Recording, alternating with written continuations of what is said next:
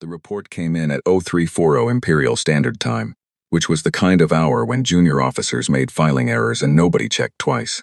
Scout Vessel 7 Talon had been running a routine sweep of the Outer Rim Sector 9, Quadrant Fallow, the dead edge of mapped space where nothing lived and nothing happened, and the biggest excitement in 3 years had been a rogue comet that turned out to be a rogue comet, the kind of posting they gave officers who had made one too many small mistakes, a punishment disguised as an assignment. The report should have auto-filed. It didn't. The system sat on it for 4 seconds, an eternity in Imperial processing terms, then kicked it up. The chain with a single flag attached, not a red flag, not a yellow one, a flag the duty officer on the overnight shift had never seen before, white, blank, the system's way of saying, I don't have a category for this. The duty officer, a young Veeth named Prex, stared at the flag for a long time. Then he did what any sensible junior officer would do at 0340 when presented with something he didn't understand. He escalated it. Admiral Vex Carr did not sleep well on the best nights, and this was not a best night. His quarters aboard the command station, Eternal Reach, were quiet and cold the way he liked them, but his mind had been running tactical models since midnight, old habit, the kind you don't stop even after 30 years of command. So when the comm chimed at 0412, he was already sitting up. He read the report twice. Small yellow star. 1 inhabited planet, 3rd orbital position. Carbon-based atmosphere. Bipedal dominant life. Population estimate. Unclear. Sensors kept returning different numbers each pass, which sensors were not supposed to do. Technological index. Unclear. No transponder signals. No registered fleet activity. No diplomatic record. No colonial claim from any recognized Empire member state. He read the last line 3 times. Classification attempt, failed. Cross-reference result not in records. Vex Carr had been in the Imperial fleet for 31 years. He had cataloged dead worlds and living ones. He had processed first contact with 11 species across 4 sectors. He had personally overseen the expansion of the Imperial Registry to its current count of 4,712,006 star systems, a number he knew by heart the way other men knew their children's birthdays.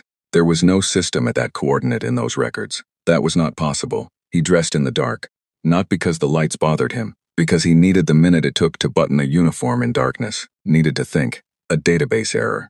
Had to be. The Outer Rim archives were old. Some of them migrated 3 or 4 times across different storage formats over the centuries. Data got corrupted, entries got dropped. It happened, rarely, but it happened. He would send a second scout. The second scout would file a proper report. The entry would be created. The number would become 4,712,007. He told himself that with the calm of a man who had never once had to tell it to himself before.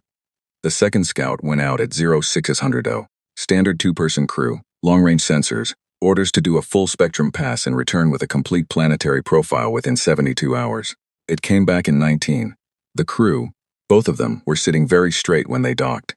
The kind of straight that wasn't discipline. The kind that was what the body does when it has decided, on its own, to be very still. Vex Carr met them in the debriefing room personally. He didn't usually do that for scout reports. He pulled the chair out across the table from them and sat down and looked at them and said nothing.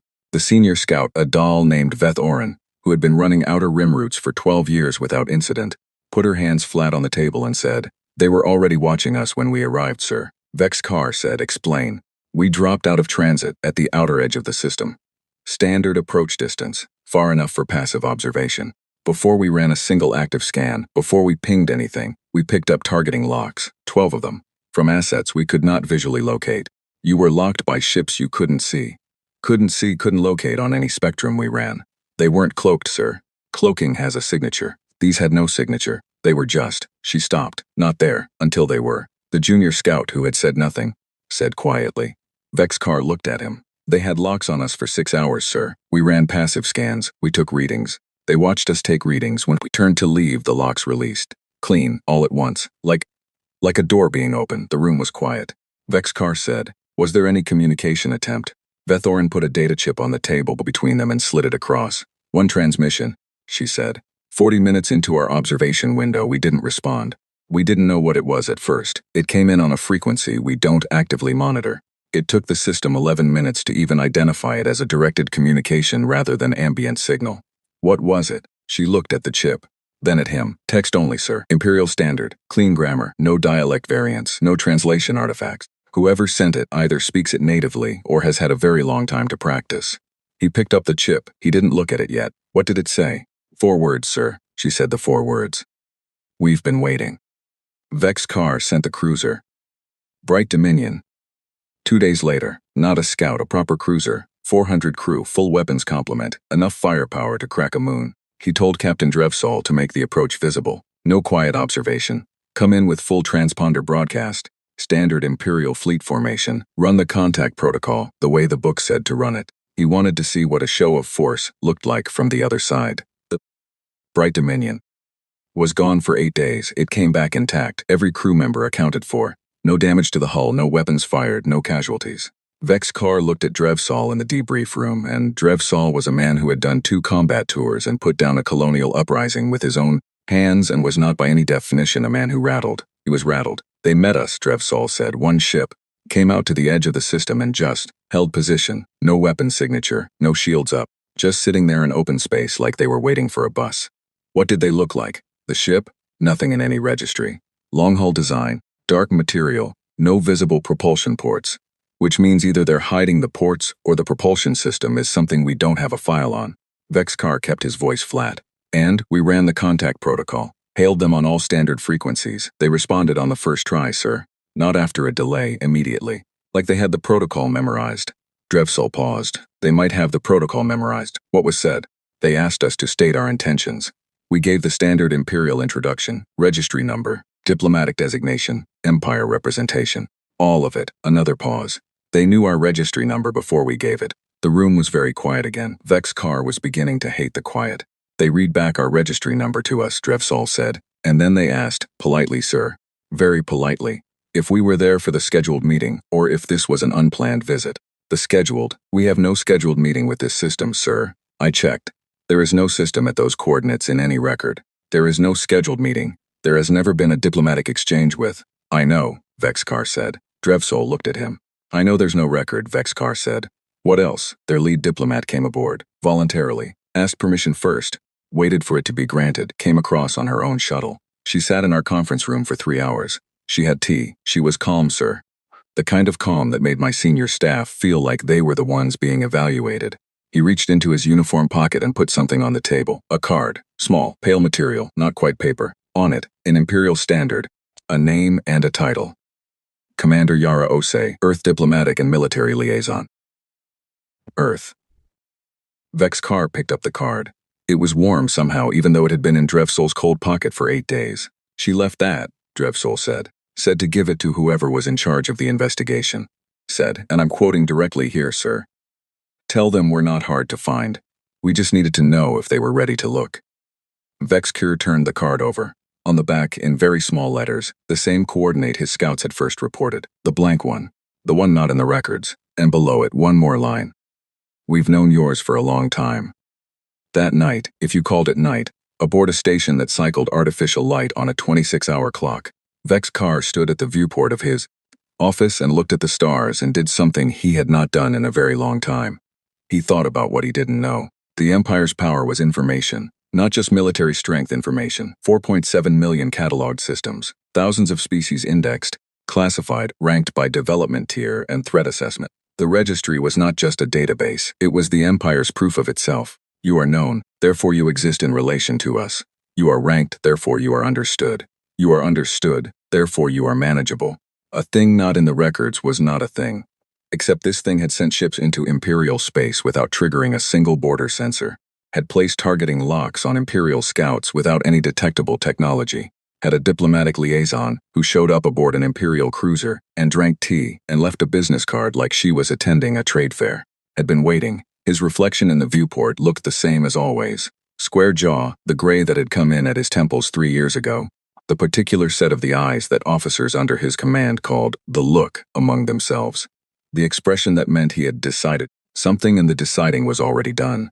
The reflection was lying to him. He hadn't decided anything. He didn't have enough pieces. He pulled up the original scout report on his desk terminal. Read it again. The part that kept snagging wasn't the missing records, that he could almost explain. Archival error, ancient data loss, fringe of map space. What he couldn't explain was the debris field, or rather, the absence of one. Every inhabited system the Empire had ever cataloged had a debris field. It was a byproduct of early-stage space activity, spent propulsion casing, dead satellites, the wreckage of test vehicles and failed launches. The accumulated litter of a species learning how to leave its own atmosphere. You could estimate a civilization's technological age within a century just by reading the density of its debris field. This system had none. Not thin, not sparse. None.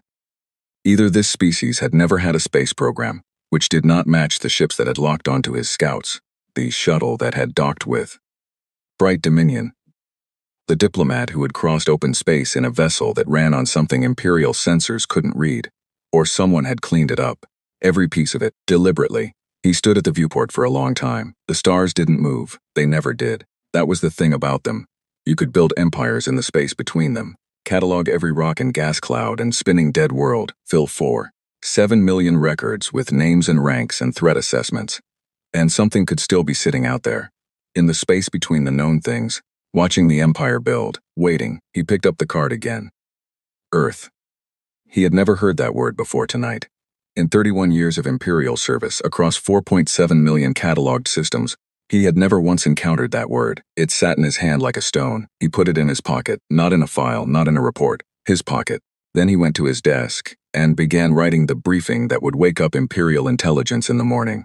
And he chose his words very carefully, because some part of him, the part that had survived 31 years by knowing when the ground was changing, under his feet, understood that the way he wrote this briefing would matter, that things were moving, that they had been moving for a long time, and that he, Admiral Vexcar, senior fleet commander of the Galactic Empire, had not been the one to start them. Director Soranel had a rule about sleep. She slept 6 hours, not 5, not 7, 6 at the same time every night, in a room with no comm access and no terminals. She had kept that rule for 22 years because the work of Imperial intelligence was the kind of work that ate people who didn't have rules. She had watched it happen. Brilliant analysts who stopped sleeping, stopped eating right, stopped having anything in their lives that wasn't the work. They burned fast and they burned complete and then they were gone. And the work remained, indifferent, 6 hours every night. Vexcar's briefing arrived at 060 Road. She read it at 06001. She did not sleep again for 4 days. The intelligence archives were not in one place. That was by design, information distributed across 11 separate secure facilities, each one holding pieces, none of them holding the whole picture. To run a full cross-reference, you had to pull access from all 11 simultaneously, and the process left a record, and the record was reviewed. And the review meant that whatever you were looking for would eventually be known by people beyond yourself. Soranel pulled access from all 11 at 0700 and didn't care who reviewed it. She started with the astronomical records, not the current registry, the deep archive. Raw data going back 2,000 years, before the registry was the registry, back when the Empire was still 3 systems arguing about trade routes and the cataloging project was a single scholar with a telescope and a lot of optimism. She was looking for Earth. Or rather, she was looking for the hole where Earth should have been. She found it in 40 minutes, which was faster than she expected and much slower than it should have been possible. The first signal was 847 years old, a radio transmission. Primitive technology, the kind of thing a pre-spaceflight species generates accidentally just by running electrical equipment and broadcasting entertainment signals into the atmosphere. The kind of thing that bleeds into space in all directions, like light from a window. You couldn't miss it with a functioning sensor array. The Imperial sensor array at the nearest relay station at that time had logged it, auto-flagged it, routed it to the contact assessment queue, where it sat for 6 weeks. Then it was reclassified. Origin, stellar interference, non-artificial, no action required. Soranel stared at that reclassification for a long time, because stellar interference did not produce structured signals with repeating mathematical intervals. Any second-year intelligence analyst could tell the difference. Whoever had reclassified that signal had either been catastrophically incompetent or had been something else entirely. She pulled the reclassification record, found the analyst ID, ran the ID. The file came back clean. A Geth analyst named Voss Rin, 40-year career, no disciplinary record, retired with commendation. She pulled his full personnel file and read it twice, and nothing was wrong with it. Nothing was wrong in the way that everything being right is sometimes more suspicious than something being wrong. A file without a single rough edge, without one missed day or minor reprimand or personnel note that said, occasionally difficult in meetings. Real careers had texture. This one was smooth. She flagged it and kept pulling. There were more. That was the thing. That was the thing that made her stop, twice, and sit very still at her terminal with her hands in her lap, not because she was frightened, she was, but because she needed to not move for a moment and let the shape of what she was seeing settle into.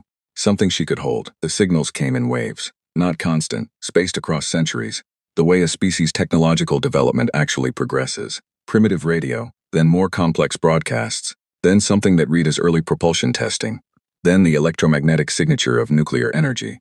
Then, about 200 years ago, the first traces of what might have been early faster-than-light experiments. Each wave, at exactly the point it should have triggered Imperial Contact Protocol, had been reclassified. 17 times over 800 years. Different analysts, different relay stations, different sectors of the outer rim as the signal spread, but always the same result. A flag that should have started a contact assessment, quietly turned into a notation about stellar interference or equipment calibration or data corruption, and filed away where no one would look at it again. 17 separate people across 8 centuries making the same quiet wrong call. That was not coincidence. Coincidence was one person, maybe two. Coincidence did not sustain itself across 17 instances and 800 years without breaking once, without a single analyst asking a question or raising a concern or leaving a note that said, "Something feels off about this."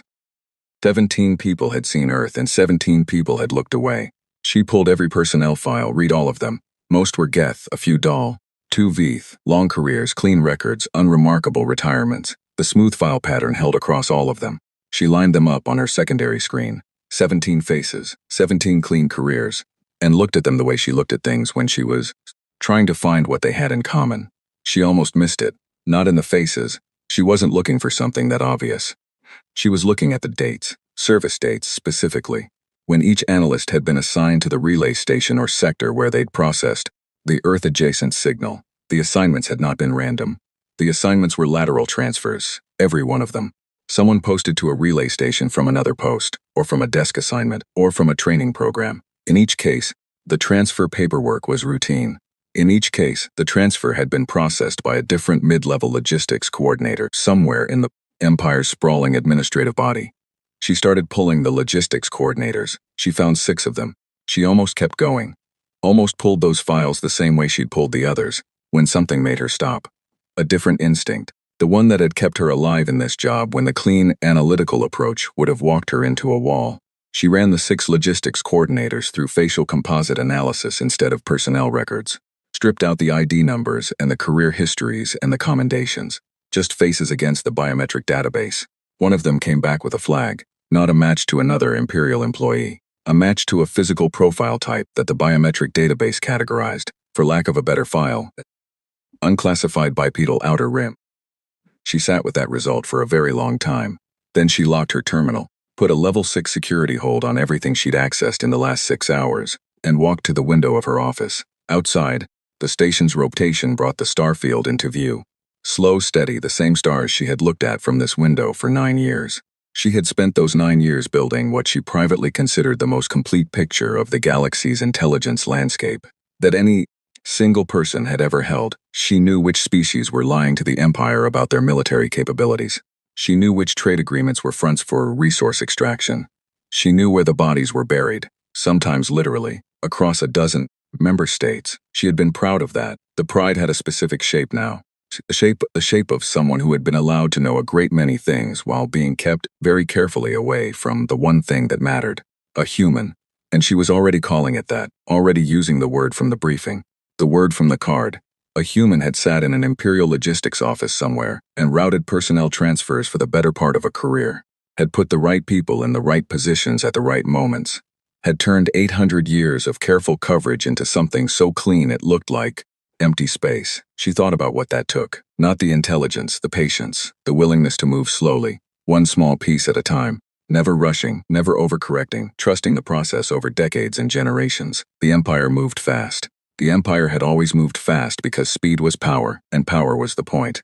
Something had been moving slowly right beside them, and they had never noticed because they weren't looking for slow.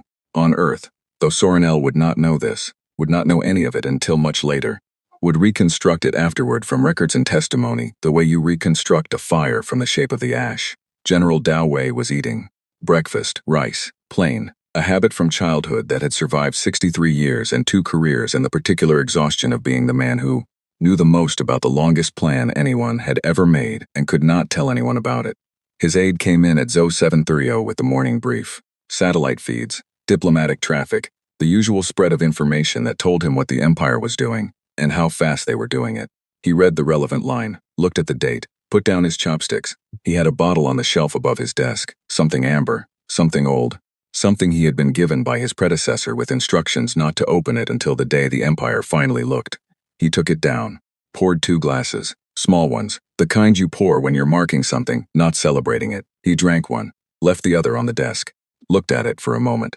Then he picked up his comm and started making calls, and his voice was the same voice it always was, quiet, unhurried, a little tired, and everyone who received those calls understood that the next phase had begun. Back in her office, Sorenelle pulled up a report template and stared at the blank header for a while. She knew what she had found. She knew what it meant.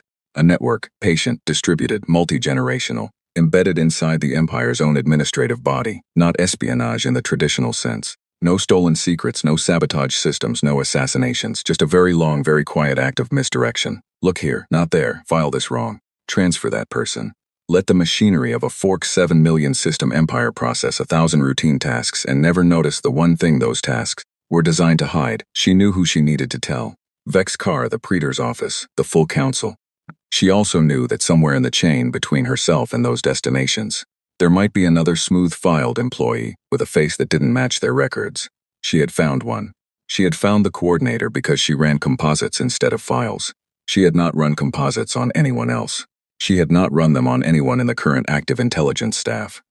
Had not run them on the Praetor's administrative office, or the fleet logistics corps, or the communications relay teams. She had found one. There might be more. She sat with that for a long time. Sat with the particular weight of being a woman who had spent her career knowing things, and now could not be certain that the tools she used to know, things were clean. Then she did what she always did when the problem was bigger than she could hold in one sitting. She broke it into pieces. First piece, the report, written carefully, specific facts, no speculation, no interpretation beyond what the data directly supported. She would write what she found and not what she thought it meant. Second piece, verification. Before she sent anything to anyone, she would run composites on every current employee with access to her report's distribution chain. If there were more smooth-faced logistics coordinators with unclassified bipedal profiles sitting in Imperial intelligence, she would find them before they found her report. Third piece, the question she was not ready to write down yet, but which was already sitting in the back of her mind waiting, the way difficult questions always waited. Not, how did this network exist? Not, how many of them are there? The real question, what were they waiting for? Because that was the thing about a network this patient, this careful, this committed to the long view. You didn't build something like this without knowing what the ending looked like. You didn't place people inside an empire for 800 years and keep that secret intact across generations without having a very clear picture of what all of it was for. The cover-up wasn't the plan, it was the preparation. And if the empire was only now noticing, only now looking, only now reading a card that said, "We've known yours for a long time," then the preparation was over. She started writing. Outside her window, the stars held their positions the way they always did, indifferent, patient, full of things not yet in any record. The War Council met on the 3rd day. Not because 3 days was the right amount of time to understand what they were dealing with. 3 days was nowhere near enough time for that.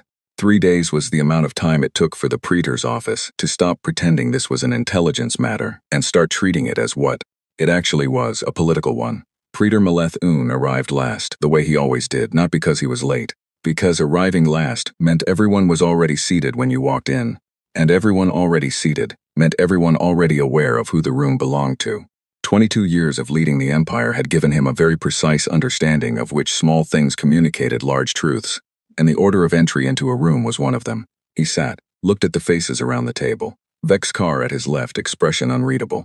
Sorenelle at the far end, a data tablet face down in front of her, which meant she had things to say that she had not yet put in a formal report, which meant she was being careful, which meant she was more concerned than she was willing to write down. He noted that, filed it. "Admiral," he said. Vex Carr stood and gave the summary cleanly, the way Vex Carr always did. No decoration, no cushioning, just the sequence of facts in the order they had occurred. The blank coordinate, the scouts, the cruiser, the card, the transmission. He put the card itself on the table at the end and left it there. The council looked at it. Nobody touched it. Maleth-Un said, "Options." Vex Carr had 3. He laid them out the same way, clean, ordered, undecorated. First, diplomatic contact. Send a formal delegation. Establish communication through proper channels. Treat this as a standard first contact scenario. Acknowledge the anomaly in the records as an administrative oversight. Proceed as though the situation were normal. Second, blockade. Position a fleet at the system's edge. No engagement, no invasion, a show of presence. Force the other side to respond to Imperial terms rather than setting their own. Third, preemptive military action. The system had one inhabited planet. Imperial fleet strength in the region was sufficient. A Tier 3 conflict by every metric. Quick, manageable, low cost. The numbers were on the table. Fleet strength, estimated planetary population, projected engagement duration, resource expenditure.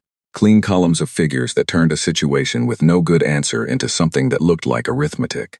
Counselor Dreth Von, who had been running military appropriations for 11 years and thought in budgets, looked at the third column and said, "The preemptive option is the most efficient use of. The numbers are wrong." Sorenelle said it without standing up, without raising her voice. The flat delivery of someone stating a fact they had already verified twice. The table looked at her. She picked up her tablet, turned it over, did not look at it. She had already memorized everything on it. The population estimate is based on atmospheric sensor readings and surface thermal signature mapping. Both of those methods assume the population is distributed the way populations are normally distributed. Concentrated in urban centers, stable, not moving. If a population is in active relocation, both methods return numbers that are too low by a significant margin. She paused. The fleet registry is based on transponder detection. Their ships do not carry transponders. Our registry does not reflect their actual fleet strength. It reflects the number of their ships we have been able to locate, which is a different number and probably a much smaller one. The table was quiet. Every figure in the third column, she said, is derived from data collection methods that this particular civilization appears to have specifically designed around. The numbers are not wrong by accident. They are wrong because we have been handed wrong numbers. Dreth Von said, "That's a significant claim without. I found 17 instances of deliberate signal misdirection going back 800 years, Sorenelle said. I found at least one human asset embedded in Imperial administration. I have not finished looking, which means there may be more. Which means I cannot tell you with confidence that any data channel we use to compile these estimates is clean." She put the tablet down. "The numbers are wrong." Melathun had been watching her. He looked at Vexcar. Vexcar's expression had shifted. Something behind the eyes that wasn't quite agreement and wasn't quite discomfort. Something that had been there since he'd walked in, Melathun realized. Something he had brought with him from 3 days of reading scout reports and holding a small, warm card in his pocket. "The blockade," Melathun said. "Option 2, we position, we observe, we do not engage." Sorenelle said nothing, which was its own kind of statement. The blockade fleet was 17 ships, enough to make the point clearly. Enough that no reasonable assessment of the situation would look at those 17 ships and see anything other than the full weight of Imperial intent. It took 4 days to position. On the 5th day, the fleet dropped out of transit at the edge of the system, and Admiral Vexcar, watching from the command station via tight beam relay, received the first report from Fleet Captain Orv Dayon within minutes of arrival. He read the report, read it again. Then he sat very still for a moment, his hands flat on his desk, and looked at nothing in particular. The planet was there. Third orbital position, yellow star, the coordinates that matched the blank record exactly. It was there. The atmosphere was intact. The landmasses were present. The oceans, the weather systems, the cloud cover, all of it there. The people were not. Captain Orv Dayon's voice on the relay was professionally steady in the way that people's voices are when they are working very hard at being professionally steady. "We are reading no life signs on the planetary surface," she said. "No concentrations of any scale. We have run 6 passes at multiple altitudes and the result is consistent. The surface is empty of its population." Vexcar said, "The moon installation? Also empty. But sir, the installation is running. Fully powered, all systems active. Environmental controls maintaining habitable temperature and atmosphere throughout. The lights are on." A pause that lasted slightly too long. "It looks occupied. Everything functions as though people just stepped out. There is prepared food in the facility's kitchen that is still warm." Vexcar closed his eyes, opened them. "The ships? Gone, sir. We are detecting no vessels in the system. The ships that locked onto our scouts, the ship that escorted our cruiser, nothing. No transponder signal, no engine wash, no residual heat signatures. They left clean. How long ago?" The pause this time was longer. "Based on the food temperature, sir, we think within the last 6 hours. But that's not." She stopped. "That's not possible. The population of this planet, based on everything we observed, was in the hundreds of millions. You cannot move hundreds of millions of people in 6 hours. You cannot move them in 6 days. The infrastructure required, the number of ships, the coordination, sir, this should have taken years. The relay hummed quietly. Vexker said, "What did the surface look like?" Intact, completely. City standing, infrastructure in place, power grids still running. No signs of evacuation panic, no abandoned vehicles blocking roads. No crowding damage in transport hubs. The places where people waited to board transport, we could find them, sir. By the pattern of foot traffic in soft ground, by the arrangement of things left behind. They were orderly. They knew where to go, and they went there. They left their cities intact because, she stopped again. Because what, Captain? Because they plan to come back, sir. That's the only reason you leave a city intact, and the lights on when you're leaving. You leave it like that because you expect to return. Vexcar forwarded the report to Sorenel and the Praetor's office simultaneously. Sorenel's response came back in 8 minutes. "I need more time." The Praetor's office took 4 hours. Then Malethune himself came on the relay, and his voice was the same voice it always was, composed, weighted, carrying the particular gravity of a man who had spent 22 years being the last word on every subject. "Analysis," he said. Vexcar said. "They knew we were coming. The blockade decision was made 4 days ago in a secured council chamber. They were moving before that, possibly before the council met at all, possibly before we positioned the first scout." Silence on the relay. "They were watching the council chamber?" "I don't know, sir. What I know is that the timing is not coincidental." Another silence. Longer. "Where are they?" "Unknown." The silence after that one was the longest. Vexcar could hear the shape of it. The Praetor processing what it meant for a population in the hundreds of millions to be, simply, unknown. To have stepped off a planet and into blank space and left no trail that 17 Imperial ships could find.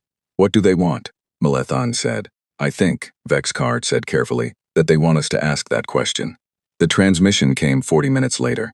It arrived on a standard Imperial communication frequency, properly formatted, routed through the relay network with a transmission ID that the system logged without error. Clean, professional. The kind of transmission that came from someone who understood exactly how to send a message through Imperial infrastructure. Captain Orevdan forwarded it to Vexker without comment, which was comment enough. It was text only, short. The sender ID listed a name he already knew. Commander Yara Ose, Earth Diplomatic and Military Liaison. And a set of coordinates. Deep space, outer rim, far from the empty planet and the lit-up moon and the cities with their power grids still running. Below the coordinates a time, 12 hours, and then 2 lines. "Come if you want to understand. Don't if you'd rather keep guessing." Vexcar read it on his terminal. Then he walked to the viewport and stood there the way he had stood 3 days ago, looking at stars. Except now the stars were different. Now he knew that somewhere among them, moving through the dark on ships with no transponders and no engine signatures, were hundreds of millions of people who had rehearsed this, who had known their route and their timing and their role. Before the Empire had ever sent a single scout to look at them, he thought about what Orevdan had said. You leave it like that because you expect to return. Not fleeing, repositioning. He thought about the transmission, the tone of it, not threatening, not pleading, patient. The specific patience of someone who has been waiting a very long time, and is now, finally, at the part of the plan where the waiting ends. He forwarded the transmission to Malethune with 1 line attached. Recommendation, attend. The Praetor's response came back in 20 minutes. Send a drone. Vexcar read that, put it down, picked it up again, read it again. Then he walked to his personal shuttle bay and told his pilot to plot the coordinates and did not send a second message to the Praetor's office, and did not ask for authorization, and did not think too long about what he was doing. Because if he thought too long about what he was doing, he would do the sensible thing instead of the necessary one. The shuttle launched at 0300. 12 hours. He had been wrong about things before. He had made calls that cost ships, that cost lives, that he still measured himself against in the small hours of the morning when the tactical models ran behind his eyes like old film. He had been wrong. He did not think he was wrong about this. Whatever was at those coordinates, it was not a trap. Traps didn't leave their cities with the lights on. Traps didn't send politely worded invitations with choices attached. Whatever was at those coordinates had been built for this exact moment. He sat in the back of his shuttle as it accelerated into the dark, and outside the small window the stars moved the way they always did, not at all. And somewhere ahead of him, in space that was not in any record, something was waiting. It had always been waiting. He was only now beginning to understand what for. The station had no business being there. That was the first thing Vexcar thought when it came into view, not, "What is that?" or, "How large is it?" but the simple structural wrongness of its existence in this particular patch of space. The outer rim was old dark and empty dark, and the kind of dark that had been dark since before the Empire had a name for itself. Nothing was built out here. Nothing had reason to be. The station was built out here. It was large. Not in the way Imperial stations were large. Not the aggressive bulk of military engineering. Not the sprawl of a trade hub. Large the way old things were large. Like it had been here long enough to settle into the space around it. The material of its hull was dark. Not the dark of absence, but the dark of something that had absorbed a great deal of light over a very long time. It had no visible weapons ports, no defensive array, no fleet of escort ships holding position around it. It sat in the black like it had nothing to prove. Vexcar's pilot brought the shuttle in slow, which was the right call. There was a docking signal broadcasting on a frequency the shuttle's system recognized. Imperial Standard, again, that small detail that kept sitting wrong, and a docking bay that opened as they approached as though they had been expected, which they had been, which Vexcar was starting to understand, was going to keep being true about everything. They docked. The bay was clean and warm and lit with a soft light that wasn't quite like Imperial station lighting. Warmer, somehow, less clinical. There was gravity, properly calibrated. There was air, properly mixed. Both of which meant this station had been built with Imperial physiology in mind or had been adjusted for it, either of which was its own kind of statement. He stepped out of the shuttle. Soranel was already there. She was standing at the bay entrance with her arms at her sides and her face doing something it almost never did. Nothing. Not composed. Not calculating. Just present. She looked at him the way people look at each other when they have separately arrived at the same place by different roads, and the coincidence of it is not quite funny. "The Praetor sent you too," he said. "The Praetor sent a drone," she said. "I came myself." He looked at her. "I've been looking for embedded assets for 3 days," she said. "I found 3 more. I don't know how many I haven't found yet. I needed to understand what we're dealing with before I put anything else in writing." She paused. "Also, the drone would have been a mistake." "I know," he said. They went in together. The first corridor was plain. Dark walls, soft light, the particular quiet of a large space with good acoustic absorption. Vexcar walked and said nothing, and Soranel walked beside him and said nothing, and the corridor opened into the first room, and they both stopped. It was a hall, wide enough that the far walls were slightly soft with distance, high-ceilinged. The light came from sources that weren't visible, distributed even, like daylight without a sun, along both walls, cases, floor to ceiling, behind the cases objects, documents, images, things he didn't recognize yet and things he did. He recognized them because they were Imperial. That was the second wrong thing, after the station's existence. The objects in the cases were Imperial weapons, Imperial insignia, Imperial administrative documents in the specific format the Empire had used during its first expansion period, 400 years ago. Artifacts from the Veeth annexation, a flag from the Dahl consolidation, a treaty document with a burn mark along one edge, the same burn mark that appeared in historical records of the Outer Colony disputes, because one of the signing parties had tried to destroy their copy before it could be enforced. He had read about that treaty in his first year at the Imperial Academy. It had been presented to him as a story about the importance of ironclad documentation. The original was in a case 6 feet from his left hand. He kept walking. Because walking felt like the only appropriate response to a room that kept producing things that had no right to be here. The hall divided. One wing to the left, a label above the entrance in 3 languages. Imperial Standard first, then 2 he didn't recognize. He read the Imperial Standard. The Veeth. He knew what the Veeth were, everybody knew. A species from the Inner Rim early in the Empire's expansion. They had resisted annexation. There had been a conflict. The conflict had been resolved. That was how history books described it. The conflict was resolved. He had always understood, in the way that adults understood things they had been children when they were taught. That resolve was doing significant work in that sentence.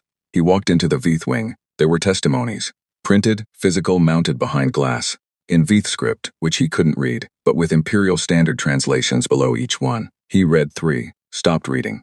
Not because they were difficult to read. Because they were easy, clear, specific, first-hand accounts written in plain language. And the plain language described things that he had never seen in any document in any Imperial archive big. As the Imperial archives did not contain plain language about this particular subject. The conflict had not been resolved. The Veeth had been destroyed, not annexed, not absorbed, destroyed, systematically and completely, over a period of 11 years, and then removed from the record, with the same patient thoroughness that someone had used to remove Earth from the record, except this time the thoroughness had been imperial, and what was being removed was not a secret to protect but a shame to bury. He stood in the Vth wing for a while, then he walked out and kept going. There were others, a wing for each. Names he knew as historical footnotes, species described in Academy texts as pre-expansion tier, absorbed or defunct. Each wing with its objects, its documents, its testimonies, each wing labeled with two things, a name and a date. The date was the date of the last record. Sorenelle walked beside him through all of it. She didn't speak. She was doing what she always did, taking it in, filing it, building the picture, but her pace had slowed since the third wing, and once, just once, she stopped completely in front of a mounted photograph, a large one, taking up most of one wall, a city that had been a city and was not anymore, and stood there long enough that he had moved several steps ahead before he noticed she wasn't. Beside him, he waited. She caught up, said nothing, kept walking. He didn't say anything either. Some things didn't need to be named. At the end of the museum there was a final wing, no label above the entrance. He almost walked past it before he noticed the absence of a label where every other wing had one. He went in, empty cases, clean floors, the same soft light as everywhere else. The display cases were the right size, mounted at the right heights, arranged in the same configuration as the other wings. Everything prepared, everything ready, waiting for contents that had not yet been placed. He counted the cases. He stopped counting. Enough, Sorenelle said from behind him. Her voice was completely level, the kind of level that required effort. He turned. She was looking at the cases too. Then she sat down on the floor. Not collapsed, not distress in the dramatic sense. She just sat down cross-legged, in the middle of the empty wing, and looked at the empty cases, and stayed very still. He didn't tell her to stand up. He stood beside her and looked at the same cases and tried to do the same math she was doing, and arrived at the same place. There was a right number of cases. The number was not random. You're counting wrong. The voice came from behind them, quiet, unhurried, an old man's voice, not weak, just worn, the way wood wears to smoothness over time. Vex's car turned. He was shorter than expected, older than expected. He wore plain clothes, no uniform, no insignia. He had the kind of face that had once been sharp and had gone soft at the edges, without going soft underneath, if that distinction meant anything, and somehow it did. He was carrying a thermos and 2 cups, and he looked completely like someone who had been expecting visitors for a while, and was glad they had finally arrived. The cases aren't a count of individuals, the old man said. He set the cups down on the floor near Sorenelle, just put them there, without ceremony, without asking, and poured from the thermos. The smell of it reached Vex's car before he could name it. Something warm. Something he didn't have a word for. Their account of something else. I won't tell you what. You'll figure it out. He poured a 3rd cup and held it out to Vex's car. Vex's car looked at the cup, looked at the man. General Doway, the man said. Not as an introduction. As a clarification, as if Vex's car might have been wondering what to call him and deserved the answer. Vex's car took the cup. Sat down. He did not know why he sat down. He had not made a decision to sit down. His body had simply arrived at the floor, and that had been that. And he was not the kind of man that happened to. And yet here he was, sitting on the floor of an empty museum wing at the edge of mapped space, holding a warm cup of something, and next to him Sorenelle was holding her own cup, and looking at Doway with the expression she reserved for intelligence sources who had more than she expected. Doway sat across from them, old knees, slow descent. He settled and looked at the empty cases the way they had been looking at them. Not with satisfaction, not with threat, with something more like tiredness. How long has this station been here? Sorenelle asked.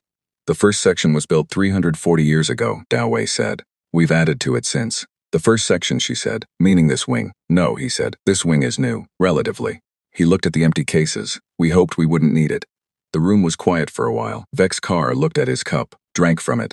He didn't ask what it was. It was warm, and it was slightly bitter, and it was the first thing he'd had since leaving the station that his body processed as food rather than fuel. You built this for us, he said. Not a question. The museum, you built it to show us. We built it to remember, Doway said. Showing you is secondary. He turned the cup in his hands. We've shown it to others, quietly, over the years. Species that were deciding whether to align with the Empire or find other arrangements. We don't tell them what to decide. We just show them the record. How many species have seen this? Doway looked at him with something that might have been the beginning of a smile. Enough, Sorenelle said. The transmission. We've been waiting. What were you waiting for? The old man was quiet for a moment. Not because he didn't have the answer, because he was deciding how much of it to give. We were waiting, he said. For you to be ready to look. He looked at Vex's car. You came without authorization. That matters. That's a person choosing to know something instead of being told what to know. We needed to know if the Empire could still produce people like that. And if we couldn't, then the empty wing would have a label, Dawei said, very simply, and a date. The room held that. Vex-Kar did not look at the cases. He looked at the old man, at the tiredness in him, not defeat, not satisfaction, the tiredness of someone who has carried a thing for a very long time, and is now, finally, at the part where someone else knows about the weight. We never wanted a war, Dawei said. We wanted you to choose not to have one. He picked up his thermos. That's still what we want. And if the Praetor doesn't choose that, Dawei poured himself more tea, didn't answer immediately, looked at his cup. Then the record will be complete, he said. Outside the viewport at the far end of the wing, space was the same as it always was. Dark, indifferent, patient. The stars holding their positions across distances too large to mean anything and too large to ignore.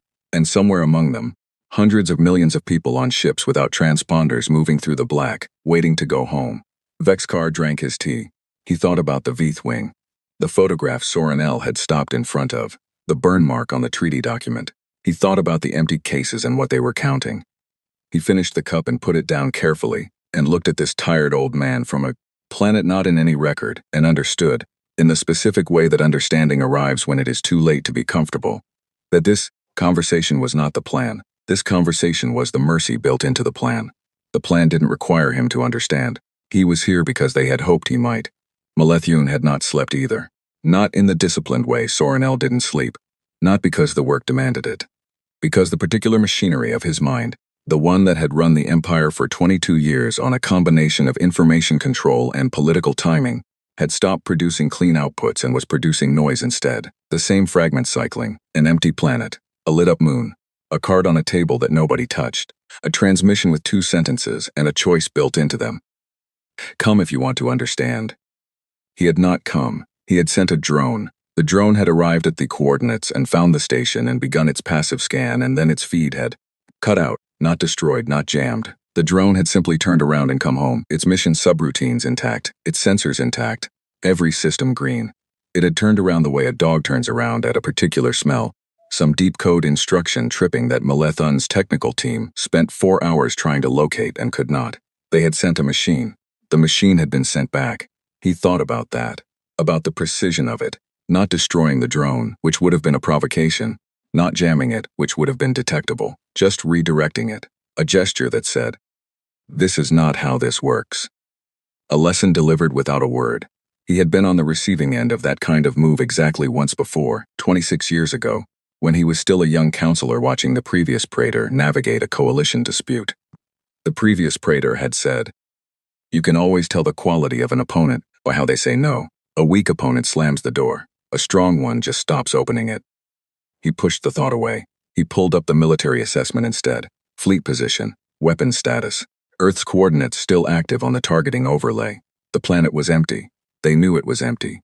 Orev Dawn had confirmed it 6 ways, but the targeting overlay didn't know what empty meant. It knew coordinates and yield calculations and projected damage assessments. The numbers were clean. That was the problem. Soren L. had told him the numbers were wrong. But she wasn't here to tell him again, because she had gone to the coordinates herself, disobeying a direct instruction, sitting somewhere at the edge of mapped space with a man not in any record. And Vex-Kar was there too, his 2 most reliable people, at the table he hadn't been willing to sit at, leaving him with the numbers. Counselor Drethvon came in at 0800 and put a fresh assessment on the desk and said the window for a show of force strike was narrowing, that waiting longer sent a signal of its own, that the Empire's allied states were watching, and the watching had a cost. Malethon looked at the assessment. The numbers were still clean. He approved the strike. Orev Dan received the order aboard the Bright Dominion, and read it twice, and then set it down on the console in front of her, and looked at it with an expression her bridge crew did not see, because she had turned her chair slightly away from them to read it. She thought about the transmission, the 2 sentences, the choice. She thought about the warm food in the Moon Installation's kitchen, and the foot traffic patterns in soft ground at the transport hubs, orderly lines going in one direction, nobody running. She thought about what Vex-Kar had said before he left. Whatever is at those coordinates had been built for this exact moment. She picked up the order and authorized it and gave the command, because she was a captain of the Imperial fleet and she had taken an oath and she had not yet arrived at the place Vex-Kar had arrived at when he walked to his shuttle bay at 0300. She was not sure she would ever forgive herself for that. She gave the command. 17 ships opened fire on an empty planet. The volley was full yield. Every weapons platform on all 17 ships, firing in coordinated sequence the way the Imperial fleet had been drilling for 300 years. Overlapping strike patterns, maximum coverage, the kind of coordinated firepower that had ended civilizations and broken moons, and turned the tide of every serious conflict the Empire had faced. Since its first expansion, it hit Earth, and Earth did something with it. The first indication was the light. Not the expected light of surface detonations. That was there, briefly, the initial impact bloom, but something else, rising from beneath. From the crust itself, a grid of illumination spreading outward from every impact point simultaneously, like a network waking up, like something buried very deep and very deliberately, receiving exactly what it had been designed to receive. The weapons fire went in. The grid took it, not deflection, not reflection. The energy didn't bounce, it was pulled, drawn down into the surface along channels that the fleet's sensors were only now detecting because they were only now active. A latticework of some material running through the top kilometer of Earth's crust like roots, like veins, like the infrastructure of something that had been growing underground for 30 years, while its architects went about their surface lives above it. The planet ate the fire, all of it.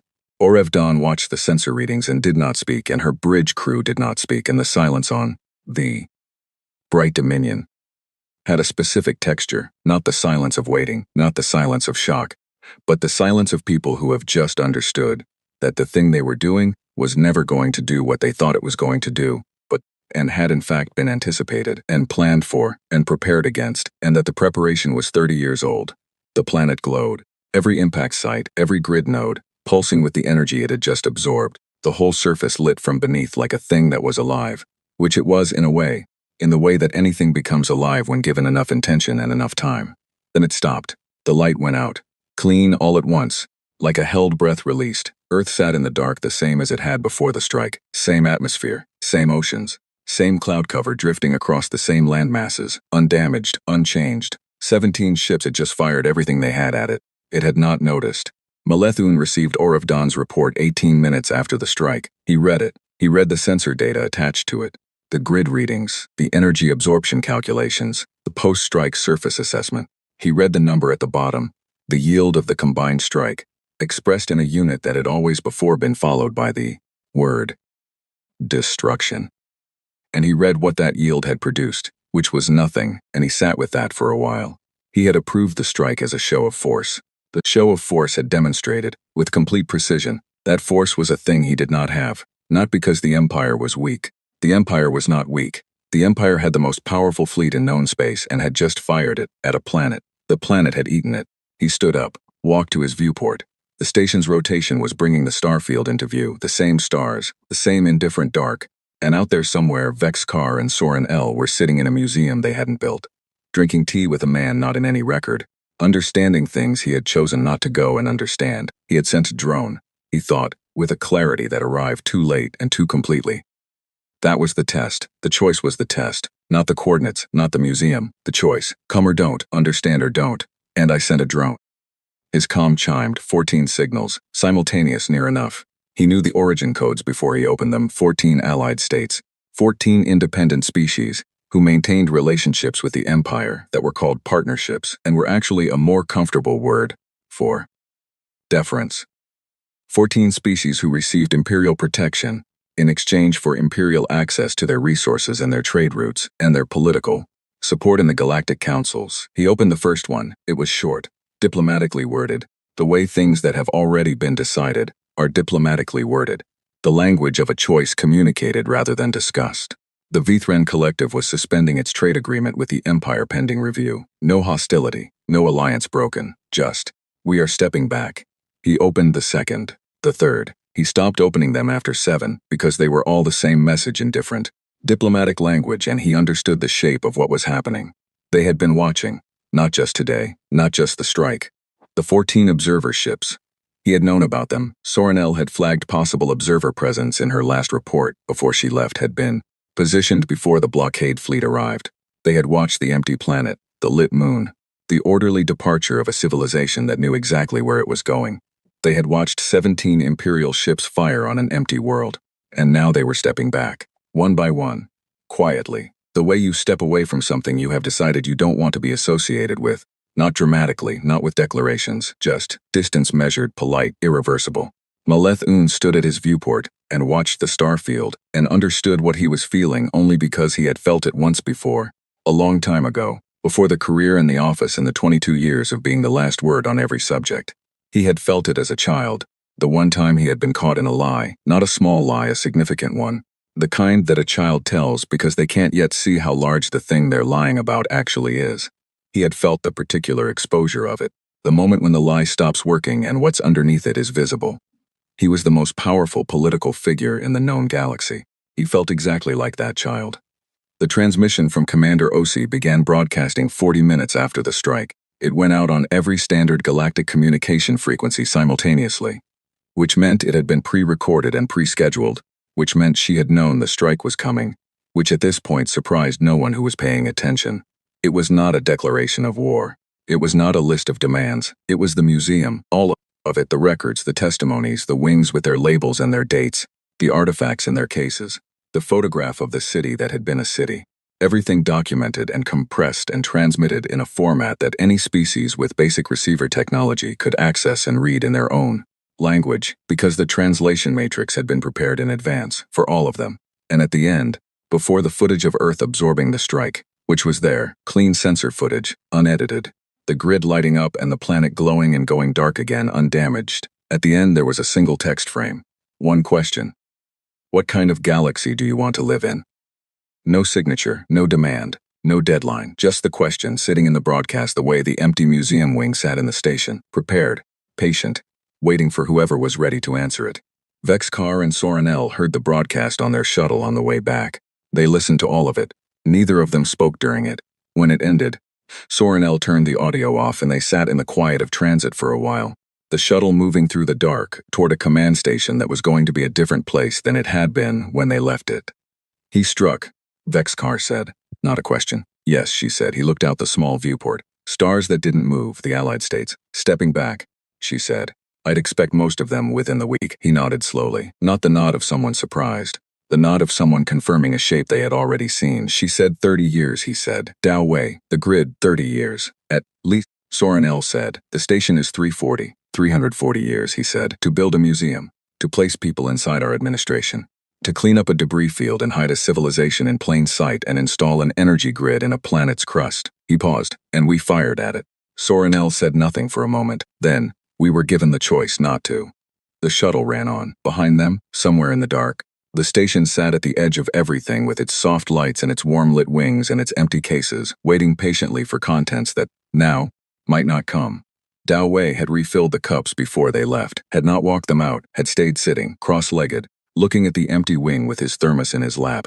The specific stillness of a man who has done what he set out to do, and is now letting the world do what it will with it. He had not said goodbye, he had said, give it time. On Earth, and people were already going back. The lights that had never gone off now joined by the lights of returning ships. Cities breathing back to life the way cities do when the people who belong to them come home. Commander Yara Ose sat in a transport bay and watched the feeds, the Allied states, the broadcast, the 17 Imperial ships sitting in orbit around an undamaged planet with their targeting systems, dark, waiting for orders that were not coming because the man who gave orders was standing at a viewport somewhere understanding something that couldn't be ununderstood. She had a cup of something too, not Dao Wei's tea, her own, something from home. She drank it and watched the feeds, and her face was the face of someone who is not surprised and is not celebrating, because the people who make the long plans are never surprised when they work, and never quite able to celebrate them either. The plan working was not the point. The plan working meant the worst thing hadn't happened. That wasn't joy, that was relief, which was a different and quieter thing. Her calm showed a message from Dao Wei, 3 words. Lights are on. She looked at the feet of Earth. The cities coming back, the grid still faintly warm in the crust beneath them. The ships settling into landing patterns with the practiced ease of people who had rehearsed the return trip the same number of times they had rehearsed the departure. She typed back 2 words. Coming home. The final strike had not been the grid eating the Empire's weapons fire. The final strike had been 30 years ago, when the first load of material went into the ground and the first parameter was set, and the first decision was made to build something that said, we will not fight you with fire. We will make fire irrelevant. It had been 340 years ago, when the first wing of the museum was built and someone had decided that memory was the only weapon that mattered in the end. Not the memory of your own history, but the capacity to hold the history of others, to refuse to let it disappear the way the empire disappeared things it didn't want remembered. It had been 800 years ago, when the first quiet hand had quietly misfiled the first quiet report, and a civilization had looked at the largest empire in the known galaxy and decided. Not yet, not like this. We will wait until we are ready.